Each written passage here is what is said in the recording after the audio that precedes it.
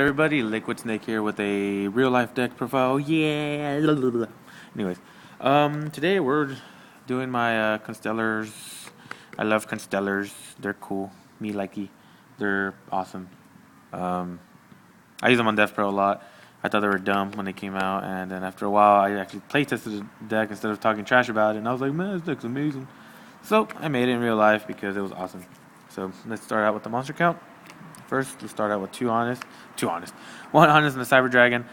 Cyber dragon baits out traps. Usually, you don't summon anything big with him already on the field if they have a bunch of back row. So mainly, like they have 3 back row and they have a monster. Oh, okay, cool. Cyber, no bottomless, cool attack, bait out their traps and stuff like that. Because if you try to like commit to the field with other cards, they're gonna get rid of everything. So might as well just start poking with them. Just get rid of the back row.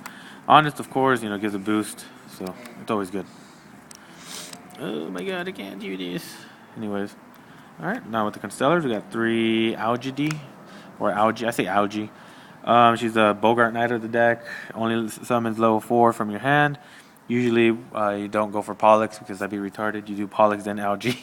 You would summon like Sombrays or Chaos with this if you don't have a Pollux in your hand, so it's a good card. 3 Sheraton. Or if you take Shehertan. The Searcher of the deck, he's awesome. Search out Sombrays, cost, whatever. Usually, you would want to search out for Sombrays because Sombrays is like the hardest one to search for because you already have reinforcements for Holics, tanky for cost. LGD is like, you rarely want to search for her unless the moment goes for it. But it's pretty funny because from what I've noticed, if you play another Constellar player, you can kind of tell what they have in their hand. If they're going to search for a Sombre with a Sheraton, that means they probably already have Cost and Pollux in their hand. If they look for Cost, that means they didn't get Cost their first hand. And if they get Pollux, that means they already have Cost in their hand. I don't know, it's hard to explain, but that's what I've kind of noticed when I let other people use this deck. And they already know how to use the deck already. When they search, what they search for is kind of like, oh, they already have this, they don't already have the other thing. So, if that even made any sense. The warrior of the deck, he's also reinforcements target. Pollux, basically a what? Just like his twin brother, what's his name? Castrated and Pollux. Get a normal summon for the turn. It's cool. Even if he gets bottomless, you still get the effect. Can't be Veiler. The only thing that can get rid of his effect is a skill drain, so it's pretty sick. And then we have 3 Cause, the level manipulator. Really good with Cyber Dragon because you don't have to commit too much. Cyber Dragon costs. If they don't have back row, summon out cost, make himself a 5, summon out the variety of 5s that this deck can run. Though only specific ones are ran because some of them are more useful than others. I guess that's the best way to put it. But yeah, usually you rarely will ever go with 6. Because I've done that before where I had to go to 6 and go into Ptolemy, get his effect right away, so it's pretty sick. But it rarely ever happens. And sometimes just to bait out Veiler, like I'll just summon out a cost and make himself a level 5 just because. So next turn I can go at either 6 or just keep the other one at a 5. But yeah, it's a good card. And then the heart of the deck, I guess, and it's a 1 card Omega, 1 card Pilates, and 1 card Ptolemy or Pizza or whatever his name is. Really amazing card.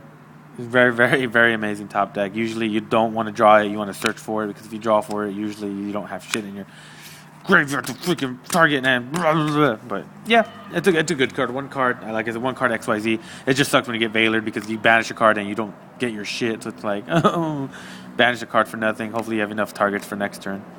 Really amazing card. You have to have it. And then let's go for the spells. We have 1 double summon. Even though Pollux already does it for you, what if you already have a Sombre in your hand and you just summon a Sombre? No, that's a horrible example. Summon a Pollux, get out a cost, make yourself like a Paradynamo, I think that's his name. Negate a monster on the field, its effects, normal summon out Sombre, remove the Pollux, get a cost, and you either make a level 5 or level 4, up to you. It's an amazing card, I think. It isn't used as much, so I don't know if I should even keep it in here. Sometimes it just becomes dead draws, but so far, it's been more good than bad, but it doesn't mean I won't throw it away. Reinforcement, you want to look for your Pollux, of course. Too bad there's not many warriors in this deck. Dark Hole, of course, because that's like the only good staple that's left over to run. Even though many people probably don't like this, I do. Star Cradle's amazing. Lets you plus off so much, especially when what's it called? Especially when they leave your Constellars on the field for more than one turn because you just stack Patholomy when you already used Omegas or Pleiades effects. I love this card, especially when you draw it into 2 and you happen to have a Pollux and a Pleiades. Doesn't happen a lot, but it's awesome when it does. You draw 2 cards and you get Omega on the field, so it's pretty sick. 2 tanky, of course, for the cost. It sucks when you get MST because you're like, yeah, I got tanky activated. You get MST, I'm like, man, you don't get a search, but hey, still a good card. Even though I love this card in 3s, I'm running it in 2 in this one, MST. Since you already have Omega to protect all your Constellars, usually you don't want to destroy your back row too much. Their back row too much, so it's not too bad. 2 is perfectly fine. 3 duality, searching power.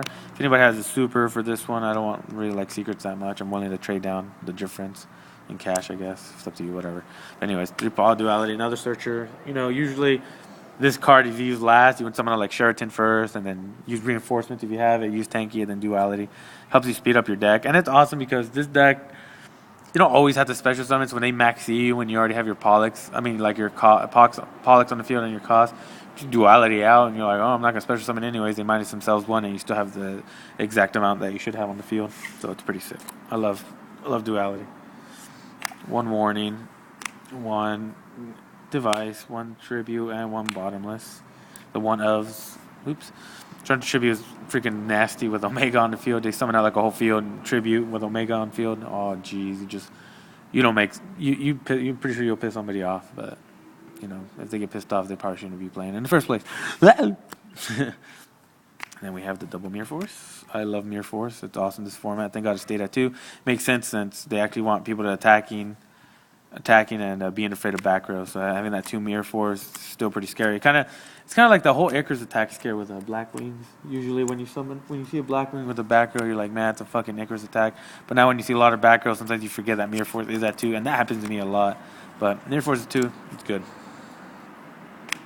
Deep Prison 2, awesome card. Get rid of annoying cards like Stardust, cards that can't be destroyed by battle, things like that. And the 1 card I probably shouldn't be running now because it's my locals, but goes in match. Since every deck out there fucking runs different attributes, I just throw that in there. And it actually happens to work pretty good because when I play the good players in my locals, they usually play E-Dragons and all that crap. And they rarely can get around it because I usually make sure that they have their blasters in the graveyard so they can't get rid of it. And usually most of them don't run MST, so this guy just stays on field for the whole turn. For the whole duel. And since you have a lot of light targets in your extra deck anyways, you're fine. And there's usually nasty stuff that you would do with this. Let them summon out all their E-Dragons or let them summon out 2. Activate goes to match. They have to throw 1 away. It's pretty hilarious. I've gotten to the point where they can only use wind, so they would return from a different dimension into a Stardust, the Breeze Dragon, and that I forgot his name, the Storm E-Dragon, but it's pretty sick. The deck is 40 cards, just in case anybody wanted to know. I like that amount. I don't like 41 or 42, even though pretty sure it doesn't make much of a difference, but for me, I like it that way. So, all right, for the extra deck, guys. Pop Operative, light target. Make a bitch show you his face because you just sock him afterwards. They lose 600 afterwards, so it's pretty sick. After being flipped up, not after they get destroyed. Got Cowboy Burner. I rarely use them. That's what sucks because with Constellar, you never want to summon all your XYZs right away. Usually would do Pollux, LGDs into cost, normal summon. Double summon out something else, and wait, no, that's wrong. Usually from when he's used, you would do a Pollux into a Sombre summon the Algae, and then start attacking with everybody, and then you would activate this. Or if they have a Gores on the field, you go for Volcasaurus and just start burning shit. Maestroke, I love Maestroke.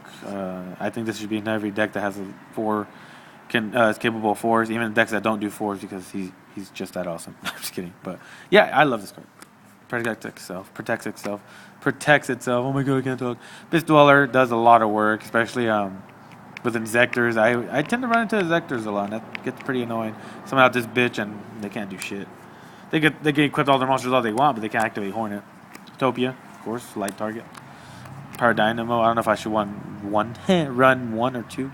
This card's way too good. Run over big-ass monsters, BLSs, Gores, Tragodias, shit like that. Preasp. I don't know. I might throw him out, but he's just another target for Ptolemy, just in case I run out of Omegas and Pilates to stack on.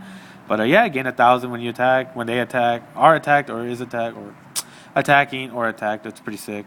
You know, you can run over BLS, most of the E dragons. Well, yeah, majority of the E dragons, they can run them over because you don't have to use it on your XYZs. You can use it on your Constellars, small ones. Damn it. I suck with this camera. 2 Omegas, of course. I don't know. I used to run 3, but I think 2 is fine now. I don't need more than that. Vocal Swords and Tiara. I used to run Adrius over her, but I don't know. I've always, like, just like with any other card, I always thought it was dumb. Now when I start running it, like, it's actually better than I thought. I would run Adrius because you could pop a free card, but with Tiras, it's like, they can't Torrento your ass. They can't Mirror Force you. The Prison's at 2, which isn't as bad as the other. There's more destruction cards than there is removal cards. So you just attack. They can't do shit. You get a pop a card for free, so it's pretty sick. Bulbasaurus, oh my god, he's just way too good. Freaking pop a card on the field. I mean, on their side, it's like the same exact damage. Someone out Gaia, if they have like a freaking defense monster, it's pretty too good. Pilates, love this guy. I used to run him at 3. I don't know why, that was dumb, but he does get summoned out a lot. Really annoying, especially when they have what's it called? Like, what's a good card? Like Draco Sack. They summon out a big XYZ, like Big Eye, crap like that. You get rid of monsters really, really fast. Compulse on legs, basically. Last 2 cards, Ptolemy and Gaia. Sucks that he got to 1, but if you let him at 3, you could summon out 3 of them in 1 turn if you wanted to. If you summon out enough XYZs. Really bad to keep when they keep him alive because you basically get his target. You get his effect as the next turn since they weren't able to give him off the board, and he's 27, so it's pretty good. And Gaia for the 5 levels. Hopefully you guys enjoy this one. I'll be doing more profiles, maybe. I don't know. Because I have a Dark World and I have a Hierotix, which I might get rid of because I don't want it anymore. But tell me what you guys think of the deck profile. What would you recommend? How do you run your Constellars? My Constellars similar to yours? Is it too different from yours? Just let me know. I've always wanted to learn how to make Constellars 3s and 4s, but I still suck at it and it's still testing on Dev Pro, so I don't know what to do. So hope you guys enjoy that profile. Liquid Snake out and probably, you know, actually do stuff because I'm outside. Nah, I mean, Chili Bean. Well, anyways, take care, guys. See you guys around. Bye.